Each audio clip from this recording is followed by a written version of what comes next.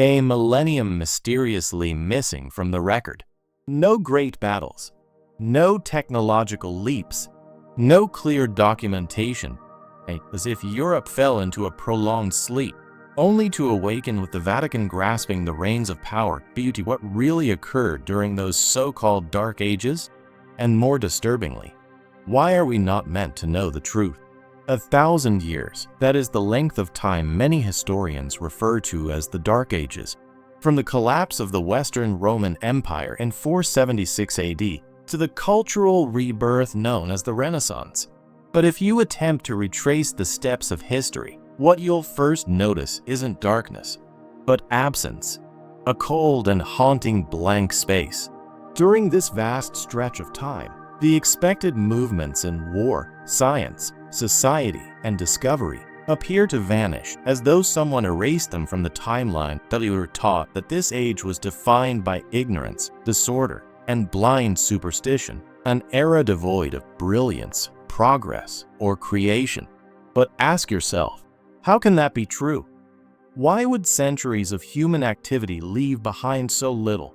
And who benefits from keeping this era shrouded in confusion?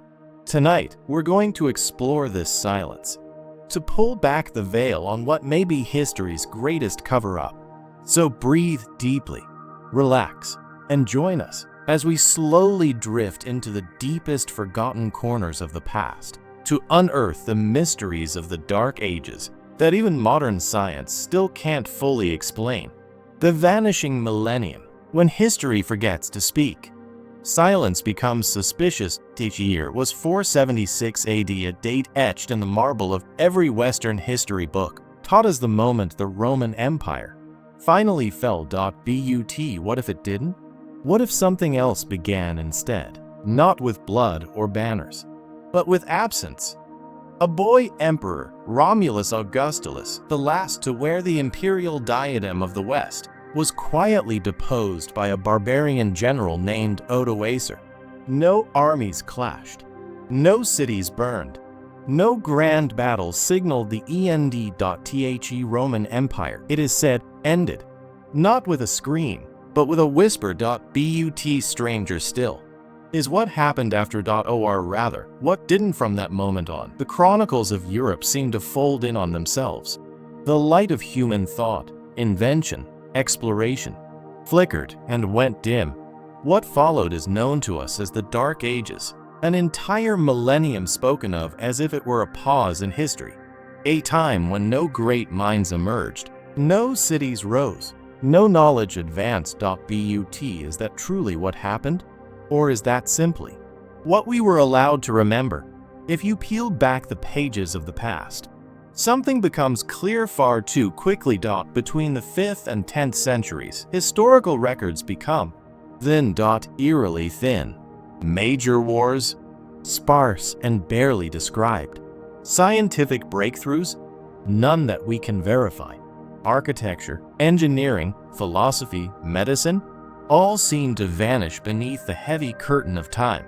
It's not that this period was filled with chaos, it's that it was filled with nothing. And the kind of silence is unnatural. Imagine standing at the edge of a great library. You browse its shelves, century by century, and then suddenly, for an entire floor, the books are missing. Not burned. Not damaged. Just absent. Now ask yourself, is it more likely that people stopped writing, or that someone stopped preserving? Throughout Europe, the signs are everywhere. Between 500 and 800 AD, cities that once bustled with Roman order and ambition fell quiet. Places like Milan, Cologne, and Lyon, once teeming with scholars, artists, and tradesmen, left behind almost no record of what occurred during these centuries. No major cathedrals were built. No civic laws were drafted. No letters between thinkers or leaders survived. As though the continent slipped into a long, unrecorded dream. And here is where things begin to fracture. Because while Europe fell silent, other parts of the world did. In the East, the golden age of Islam was flowering. Astronomy, medicine, mathematics, architecture all reached dazzling new heights. In China, Under the Tang dynasty, art and poetry flourished. Printing technology advanced. Maps grew more accurate. But in the West? Nothing. Europe, the land that had once birthed Aristotle, Cicero, Archimedes, suddenly forgot how to think. Or did it? The silence doesn't feel organic. It feels sculpted. Controlled as though someone or something took hold of the pen of history and chose not to write. And that is perhaps more dangerous than any war. Because if memory can be paused, it can also be edited. Ask yourself, who benefits from a gap in the timeline? Who gains power? If the people believe they came from nothing, a people disconnected from their intellectual roots will not rebel. They will not question. They will not wonder what might have been lost, because they've been taught that there was nothing to lose. And so begins one of the darkest paradoxes in human history, a period remembered for being forgotten. But here's the part they never tell you. People didn't know they were living in the Dark Ages. They did not call their time primitive, backward, or forgotten. They believed their world was exactly as it should be. Because the records they read were the only ones left. If you burn every map, then even the wrong one becomes a compass. We were told that the Roman Empire collapsed, and then nothing. But that is not how history works. Civilizations do not simply disintegrate and forget how to think. Even the fall of great powers births something new. Always. Except here. Here, the trail ends. The ink dries. The story is sealed. And when it reopens, centuries later, a new power is telling the tale. By the time Europe re-emerged from this long historical sleep, the world had changed. But more importantly, the storyteller had changed. And he wore robes, spoke Latin, and lived not in Rome's Senate, but behind the walls of a basilica. The church had not only survived the silence, it had authored it. And perhaps that is where we must begin to look next, not at what was lost, but at who held the key, not at the silence itself, but at the hands that orchestrated it. Because if the Dark Ages were not an accident, but a deliberate intermission, then what followed wasn't a renaissance. It was a revealed, and the story we've been told might not be the one we were meant to inherit. The rise of the hidden crown. When the empire fell, not all thrones were toppled. Some were simply moved behind stone walls. When Rome collapsed, not every pillar cracked. Not every crown fell. And not every power vanished. Because as the Roman legions withdrew, and the marble forums of law and reason crumbled into weeds and dust, another empire was already waiting. Not one of swords, but of scriptures. Not armies, but abbots. Not emperors, but men who claimed to speak for God. They didn't need to conquer cities, only the past, and they did it without a single arrow in the ashes of empire. The church rose, not in defiance of Rome, but atop its ruins, taking what remained: the roads, the buildings, the bureaucracy, and most critically, the narrative. You see, when empires fall, chaos usually follows. Looting, power vacuums, civil wars. And for a time, that did happen. But amid the noise, the Catholic Church remained eerily still. It didn't fight for dominance. It waited for it to be handed over. And over time, as kings were born and buried, as borders were redrawn and redestroyed, one institution endured. Not in every heart, but in every archive. Church knew something that armies did not. He who controls memory doesn't need to fire a single shot. And so, while the monasteries may have seemed remote, simple, isolated, they became the most powerful nodes in all of Europe. Stone cloisters, silent halls, scriptoria filled with the scratching of quills and the murmurs of monks. Not prayers, but policies that would reshape the history of an entire continent. Because while the world outside believed it had descended into darkness, inside the monasteries, light still flickered. But only in narrow bands. Knowledge did not vanish. It was selected, preserved behind thick walls.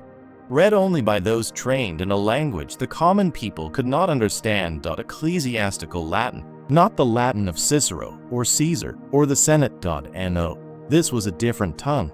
Sharp.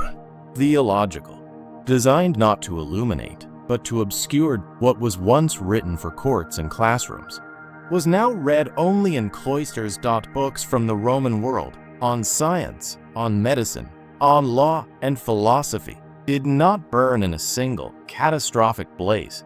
That would have been obvious. Instead, they were slowly, quietly edited, rewritten, recontextualized, or quietly shelved, never to be copied again. Scribes who copied these works made decisions with every page.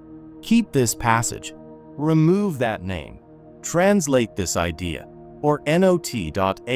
Over centuries, the original thoughts of a civilization were dissolved, not erased with fire, but blurred with ink. This was not censorship in the modern sense. It was theology by attrition. Over time, manuscripts not aligned with Christian doctrine were classified as heretical. If they questioned Genesis, they were pagan. If they valued reason over revelation, they were suspect.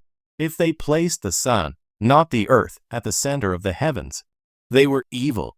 So libraries stopped growing, schools stopped teaching, and scholars stopped questioning because the only voices allowed to echo through time were those approved by the church. And so, from the 6th to the 10th century, the church quietly became the keeper of civilization's soul, and it censored. This wasn't conquest. It was inheritance. Strategic, intentional, and brilliant. They didn't need to erase the past. They simply filtered what survived. And when enough of the past was filtered, they could rewrite the future. Because if you control the manuscripts, you control the memory. If you control the memory, you control the man. Even the popes of this period, figures we assume to be as real and documented as Caesar or Charlemagne, begin to blur on closer inspection. Historians now admit that for many early medieval popes, records are contradictory, vague, or entirely absent. Some reigns overlap. Some names appear only once in one chronicle with no external confirmation. No letters, no edicts, no surviving relics, just a name and a date, as if some of them were not leaders, but placeholders. Pieces of a narrative maintained to give the illusion of continuity, of order. In the absence of Roman emperors, the popes became something else entirely. Not just spiritual shepherds, but temporal kings, ruling not with armies, but archives, not with declarations, but doctrine. And beneath their robes, they wore the mantle of memory, because that's what had truly passed into their care. The right to remember. And the power to decide who else could. What the world forgot, the church remembered, but only the parts it wished to preserve. The rest, filtered, faded, filed away beneath the growing silence of 1,000 years. And so the crown that fell from Rome's brow was not shattered. It was repurposed, polished, and placed upon the head of an institution that needed no battlefield to win, only a library.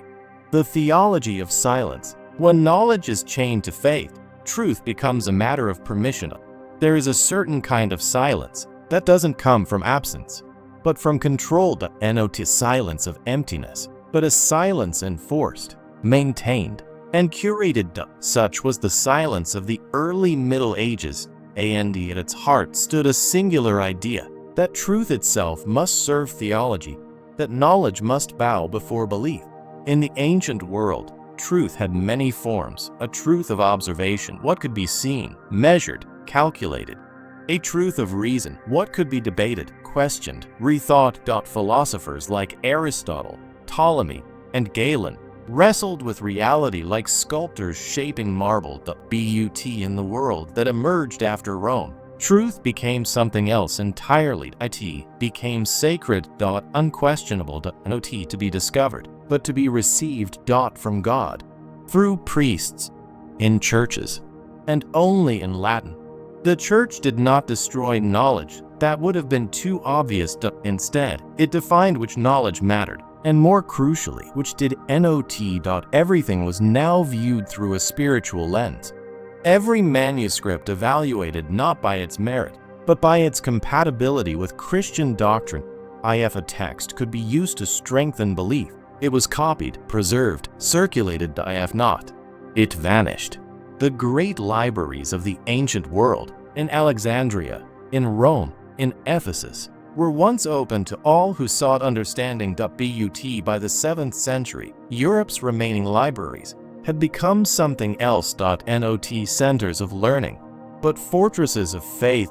Monasteries and cathedrals were the last bastions of written memory. And yet, the memory they preserved was edited, line by line, to fit the script of salvation. Science was not forbidden, but it was recast. Aristotle's teachings were preserved, but only the parts that aligned with Christian cosmology. The rest were omitted or reinterpreted. Anatomy was allowed, so long as it supported the Church's views on the body and soul. Mathematics could be studied, but only as a divine language, never as a tool of independence. Everything had to serve the higher cause. Faith first, curiosity second, doubt never. Even time itself was baptized. Calendars were restructured. Feast days replaced festivals. Roman dates were overwritten by Christian ones. History wasn't merely recorded, it was reordered. Chronicles were written not in real time, but decades or centuries later, by monks compiling stories from oral traditions with heavy spiritual filters.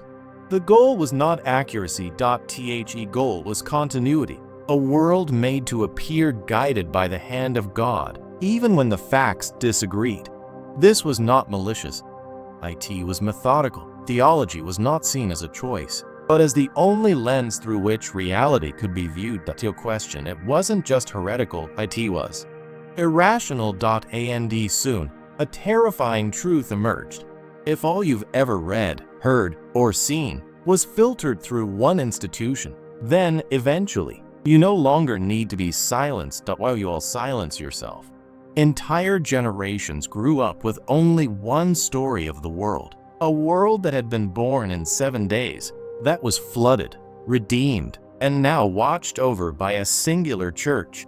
The past, once messy, complex, debated, became simple. Mythic, biblical. And anything outside that framework? Dismissed as pagan. Or worse, demonic. By the 9th century, even the process of copying texts was a ritual in obedience. Before monks set ink to parchment, they often prayed, not for accuracy, but for orthodoxy.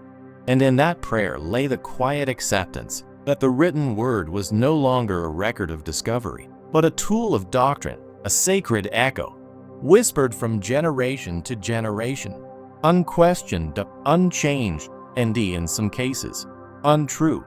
In schools, when they existed at all, students were taught to memorize, not to analyze. Scripture was recited, not dissected. Even the ability to read became a privilege of the clergy. The common man, if he could read at all, read only what the church allowed. A single book, a single truth, a single gatekeeper. And this is perhaps the most profound shift of all. Knowledge had once been a torch, passed from hand to hand, illumining every mind it touched. It became a one held by the church, and to use it, you had to ask permission. Some tried to push back. Some monks preserved older texts in secret. Some scholars whispered questions in private. But the consequences were severe. To suggest that the earth moved around the sun was heresy. To question a biblical miracle was heresy. To suggest that ancient knowledge held value beyond Scripture was heresy. And heresy was not just wrong, it was punishable. By silence, by exile, by flame. And so, the silence of the Dark Ages was not merely the absence of progress. It was the sound of history being curated. It was the centuries-long hum of theology overriding inquiry. Not because people didn't want to know more, but because they had forgotten how to ask. They they had been taught that questions were dangerous, that curiosity was sin, that the only truth that mattered was the one already given. And here is the tragedy. They had access to the minds of the ancient world, to writings that could have changed the course of history, to ideas that could have brought light to a continent. But they did not burn them. They shelved them. They edited them. They waited until the time was right to release them again, not as discoveries, but as gifts, given by the church to a world they had kept waiting. The phantom time hypothesis. What if the greatest illusion in history wasn't what happened, but when it happened? We think of history as a line, a sequence of dates, events placed with precision, centuries measured like clockwork, a past we can scroll through year by year like pages in a calendar. But what if some of those pages were blank, or worse, forged? In the 1990s, a theory emerged that most historians dismissed as absurd. They laughed, dismissed it as conspiracy. And yet, no one could quite disprove it.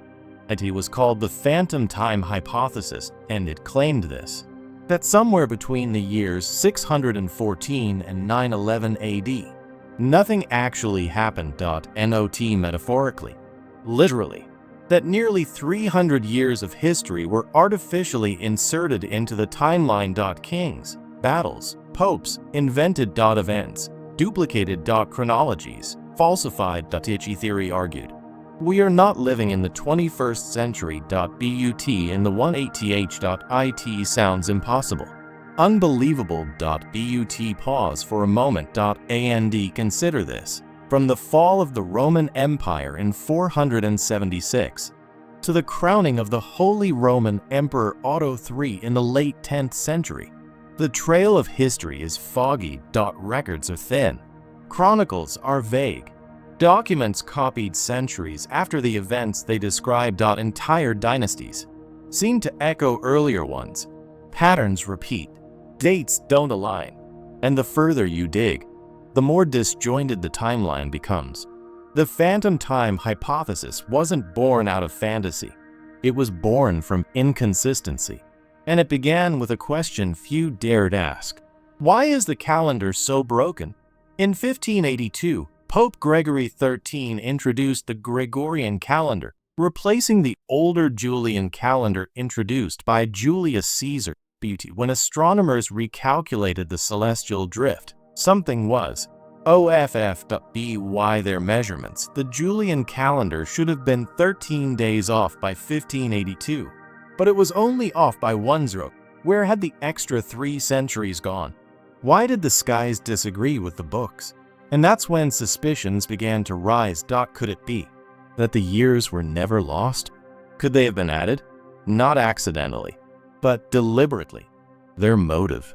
To align themselves with the year 1000 AD, a symbolically powerful moment in Christian prophecy. If history were accelerated, Otto could crown himself as the divinely appointed ruler of the first millennium's end, a living emperor fulfilling biblical destiny. And if that destiny was fabricated, so was the timeline.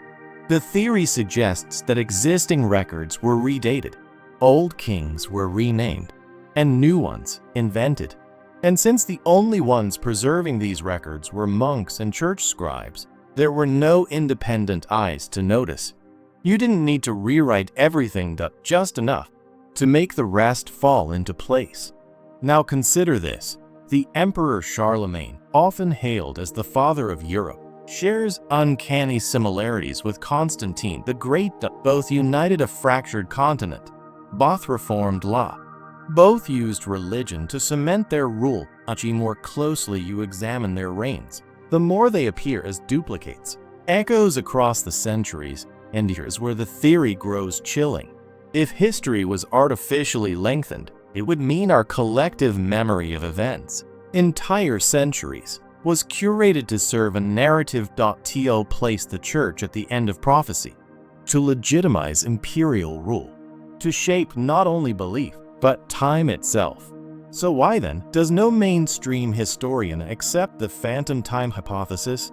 Because to do so would upend the entire academic structure every date in every textbook, every archaeological timeline, every historical figure from those missing centuries called into question, and yet the inconsistencies remain. Church documents from this period often contradict one another. Chronicles overlap that some events appear to have happened twice, in slightly altered forms, under new names, and curiously, during the same period. The Islamic, Chinese, and Byzantine timelines are far more consistent and verifiable than Europe's. Why? Because their historical records were kept by state scholars, astronomers, and secular administrators. Clocks that never lied. On Earth, men may lie, but the sky never does. Time, as we know it, is a construct. We measure it by calendars, by reigns of kings, by pages in books. But beyond the hands of men, beyond churches and emperors and scripts penned by monks, there is a truer measure. A clock we did not build, a calendar we did not author. The sky.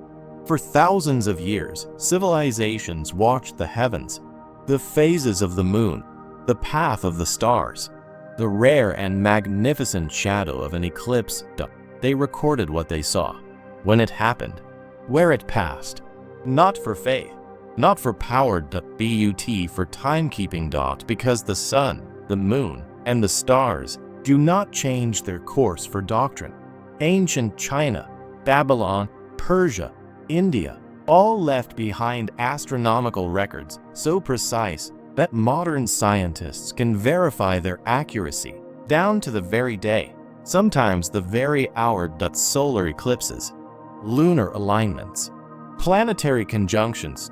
They were observed, documented, passed down. They are the fingerprints of time, and they cannot be forged.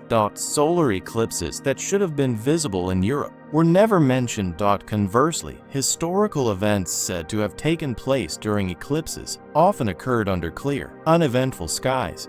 These weren't minor errors. Not days or weeks, years, sometimes even centuries. When the heavens don't match the archives, we are forced to ask, which one lied? The Church has long claimed to be a guide by divine light, but when the literal light of the sun contradicts the timeline, there is silence. Astronomy was never just science. It was also a threat. Because it held power the Church could not fully contain. Truth, visible to anyone, with a sky above their head. So, astronomy in medieval Europe became dangerous. Those who studied the stars too closely risked suspicion, even execution. Heavens were to serve theology, not challenge it. If the orbits disagreed with Scripture, it was not the book that was wrong, it was you. The Vatican understood the threat of unfiltered astronomy. So it created its own observatories, staffed not by rebels, but by clerics. And sworn to the Church, who recorded the sky not for public science, but for internal truth. The most famous, the Vatican Observatory, formally established in the 16th century. Its foundations go back much further. Centuries of astronomical observations, quietly recorded by monks, and never made public. To this day, many of those early celestial logs remain hidden. Filed away in the same archives that hold lost books, forbidden maps, and manuscripts too ancient to mention. The question isn't whether these records exist. The secret cartographers. You can lie about a place, but you cannot lie about where it is. We are taught that after the fall of Rome, Europe forgot how to find itself. That maps grew crude, that distances became guesses, that the world beyond the village, the forest, the shore, was an unknown void. For centuries, they say, Europe wandered in ignorance. And yet, somehow, hidden in the folds of parchment and time, there are maps that shouldn't exist. The most famous is the Piri-Reis map, drawn in 1513 by an Ottoman admiral. It shows the west coast of Africa, the eastern edge of South America, even part of Antarctica, without ice. Antarctica, they say, wasn't even discovered until 1820. And yet here it is, depicted centuries earlier as it would appear under the ice sheet that's been frozen for thousands of years. HOW ? Where did Admiral Piri Reis get his data? He tells us. From older source maps. Ancient ones. Ones that have since vanished. And this is where the thread unravels. Because the Piri Reis map is not alone. There are dozens, perhaps hundreds, of medieval and pre-Renaissance maps that display knowledge no one should have had. Coastlines drawn with modern accuracy, mountain ranges placed with stunning precision, islands no longer on the globe, but found in these forgotten atlases. These aren't guesses, these are replications. Copies of something older, much older. If such source maps once existed, where are they now? Why don't we teach them? Where were they stored? The answer echoes beneath the stone floors of a single city. Vatican City. Vatican's secret archive, or more specifically, its map collection, is among the most mysterious in the world. Said to contain ancient atlases, naval charts, and world maps that defy official history. Documents that chart the world not as it was believed to be, but as it actually was. Long before Europe was ready to know. And here's the strange part. Less than 1% of these maps have ever been seen by scholars. Rest. Locked, classified, restricted. We are told they are too fragile, too sacred, too obscure to matter. But maps do not age like paper.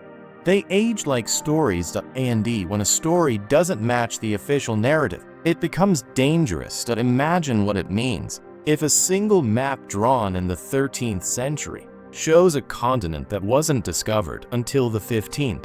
It means our entire history of exploration is a lie. It means someone already knew. Long before Columbus, long before Magellan, long before the age of discovery ever officially began. It means there were cartographers, silent, skilled, and centuries ahead, whose work was buried, not because it was wrong, but because it was right too early. And again, the same question arises: who had the power to hide knowledge, but not destroy it? Who had both the motive and the means to keep maps from reaching the world? The answer, as always, leads back to the one institution that outlived empires, rewrote timelines, and preserved the past like a guarded relic: the Church. Some believe the ancient source maps may have originated from lost civilizations: Atlantis, Mu, Lemuria. Others believe they were remnants of Roman naval intelligence or Phoenician sea charts, secretly copied before the libraries fell. All agree on this. If such maps ever existed, and they almost certainly did, they were preserved somewhere. And that somewhere has always been the same. In the depths of the Vatican archive, beyond books and scrolls, there are said to be rooms of old navigation tools, celestial charts, instruments calibrated to map the Earth by the stars alone. Devices with no known inventor, parchments with no declared author, only the notation, origin incerta, unknown origin.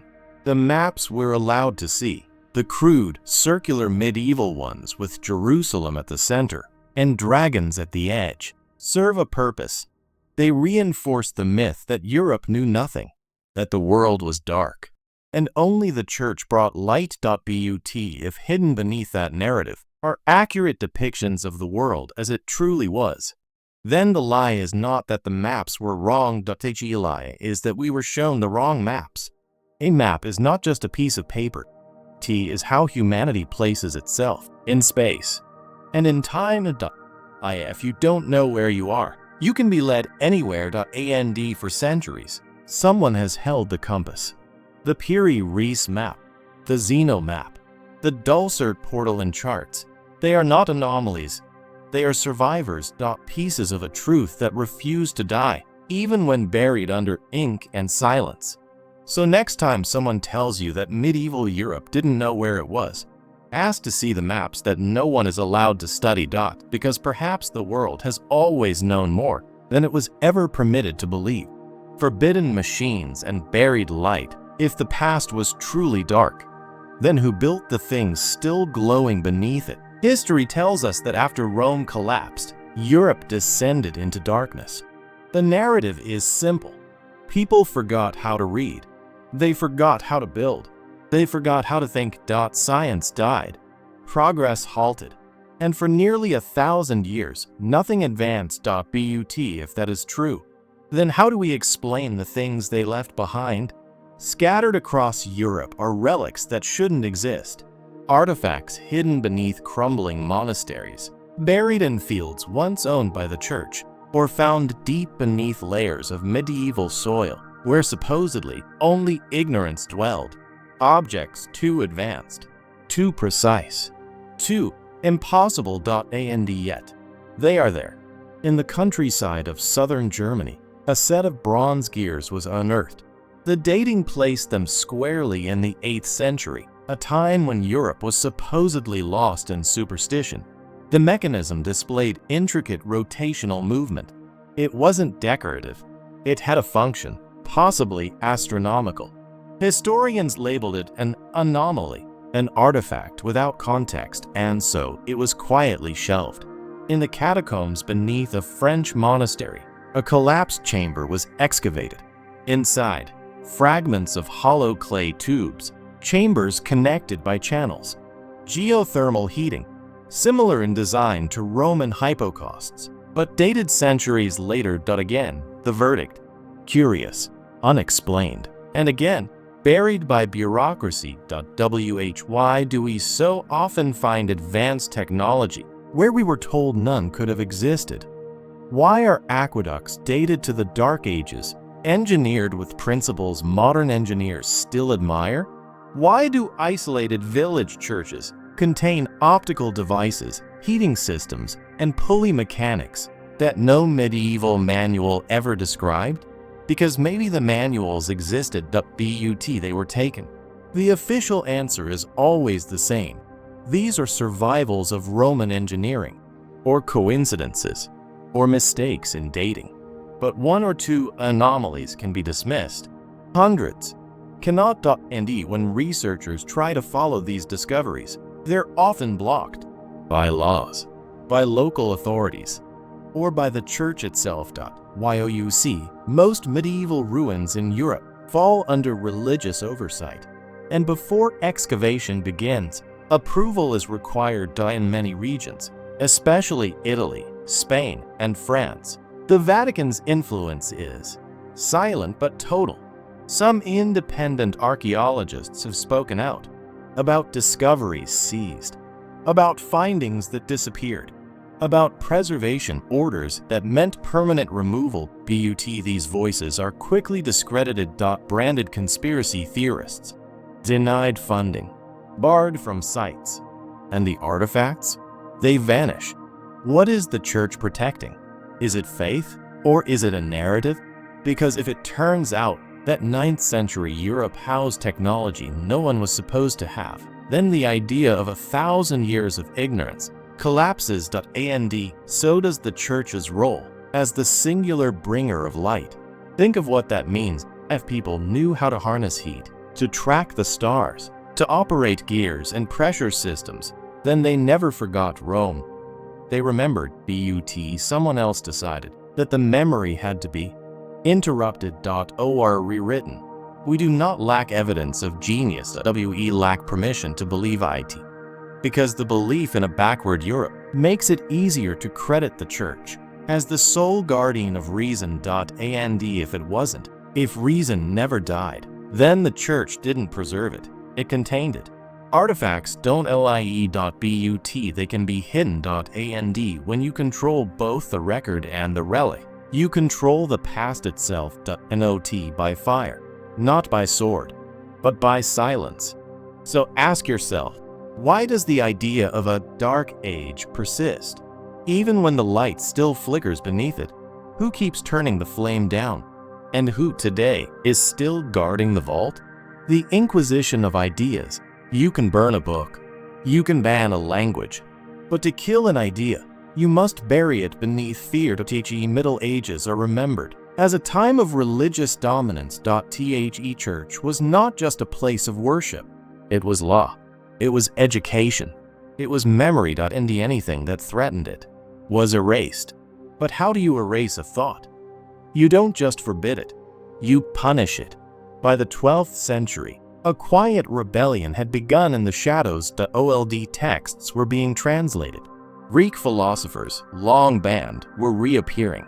Arabic science crept into Europe via Spain and Sicily.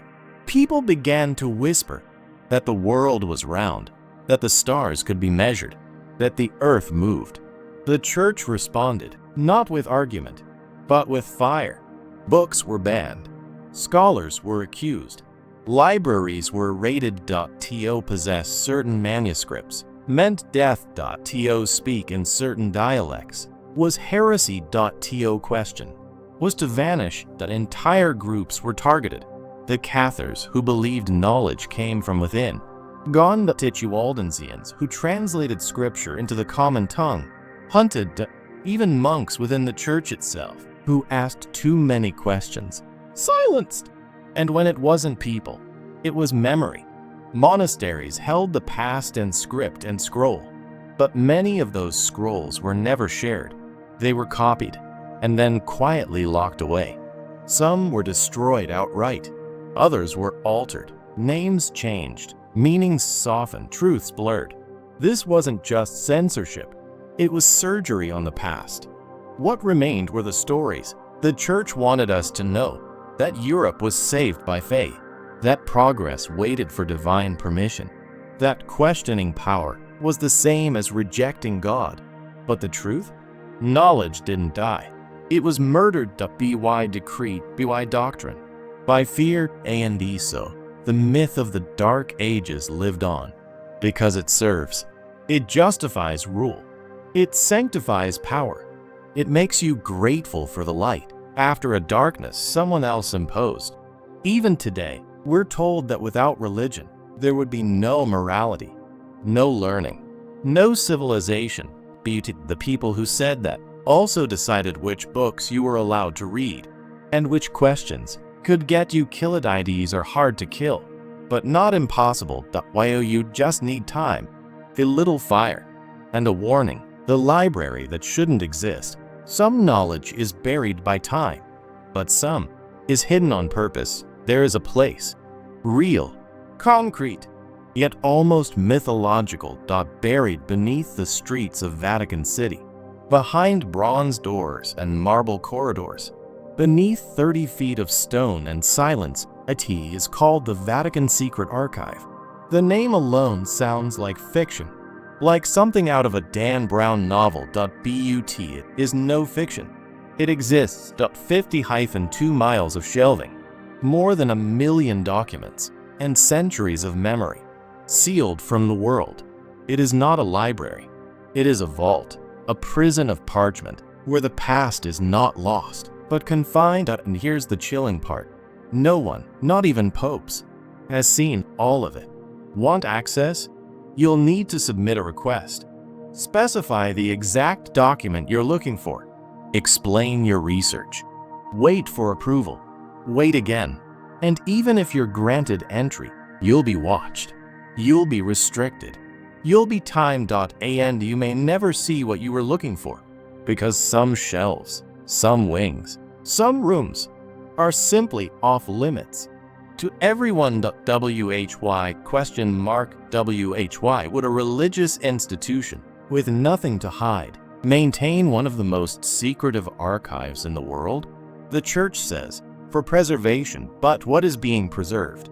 Even records of popes who may never have existed. And the others who weren't supposed to. Some believe the archive holds a different Bible, an earlier canon, or alternate gospels never released. Not because they're false, because they're true in the wrong way. True in a way that strips power, that suggests God did not speak to man through hierarchy, but through conscience. Scholars have begged for access. Historians have petitioned. Even heads of state, the Vatican, remains silent. Because silence, unlike denial, is permanent. It cannot be challenged. It offers no evidence and leaves no fingerprints. There are rumors, always rumors, of books wrapped in lead, of banned scientific treatises written by monks in code, of Egyptian scrolls, Greek blueprints, Babylonian charts, of knowledge not destroyed, but hidden until the church is ready to reveal it.not as a recovery, but as a gift. And here lies the quiet brilliance of control. When you own the memory, you also own the awakening. While you can stagger it, slow it, curate it.and when the time is right, you reintroduce truth as if it had always belonged to you.and. The people thank you for giving back what you once took. This is not preservation. This is dominion. Over books, over thought, over time. A library so vast, so complete, that it contains both the truth and the story meant to replace it. We were told that Europe lived in darkness. But if so, why build a vault to hide the light? If the people had nothing, why keep so much from them? Ask yourself, what is a secret that is hidden for 1,000 years? A danger, a heresy, or a truth that someone was never supposed to see? The most terrifying vaults do not hold weapons. They hold knowledge, because knowledge, when controlled, is the slowest and most effective weapon of all. And perhaps, buried somewhere in the Vatican archive, is not the secret to our past, but the proof that we've been told the wrong story all along. The clock that held the world still. They didn't stop time. They didn't erase it. They simply held it. We often imagine history as a flowing river, wide, unstoppable, constantly moving forward. But rivers can be dammed, redirected, slowed. So can memory. So can truth. So can time. After Rome fell, Europe did not stop thinking. It was told to stop, and with force. But with framing. The church didn't need to destroy every book. It only needed to delay them. To store them, to filter them, to wait.